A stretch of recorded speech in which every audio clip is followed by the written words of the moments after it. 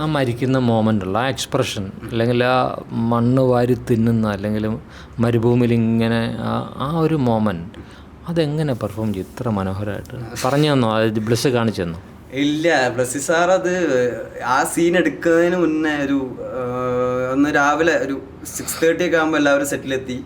ഞാനും സെറ്റിലെത്തിയിട്ട് sir brief ചെയ്ത് തന്നു ഇതുവരെയുള്ള കാര്യങ്ങളെ പറ്റിയിട്ട്, ഹക്കീമിൻ്റെ ഇതുവരെയുള്ള ജേണീനെ പറ്റിയിട്ട് ബ്രീഫ് ചെയ്ത് തന്നു. നീ മനസ്സിരുത്തി ചെയ്യ് എന്ന് പറഞ്ഞു.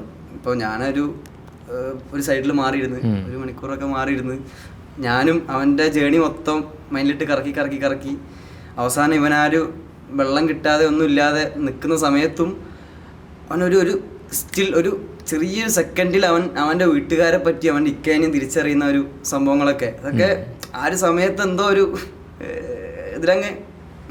അങ്ങ് വന്നുപോയി. ശരിക്കും ഒരു ഭ്രാന്തമായ അല്ലേ, വെള്ളത്തിന് വേണ്ടിയുള്ളൊരു ദാഹം, മണ്ണ് വാരി. പിന്നെ ഓൾറെഡി ആ സമയത്ത് നമ്മൾ ഡയറ്റൊക്കെ എടുത്തതുകൊണ്ട് ഓൾറെഡി നമുക്ക് ആ വിശപ്പും ദാഹവും അവിടെ ഓൾറെഡി സ്റ്റിൽ ഉണ്ട്.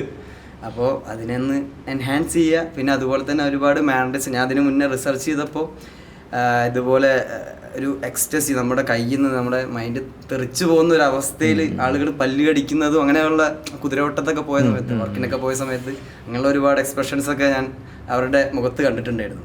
പിന്നെ ഈ അപസ്മാരം വരുന്നത് കേട്ടിട്ടുണ്ട് ഈ ഒരു സമയത്ത്. 3 ദിവസമൊക്കെ വെള്ളം കുടിക്കാതൊക്കെ വന്നു കഴിഞ്ഞാൽ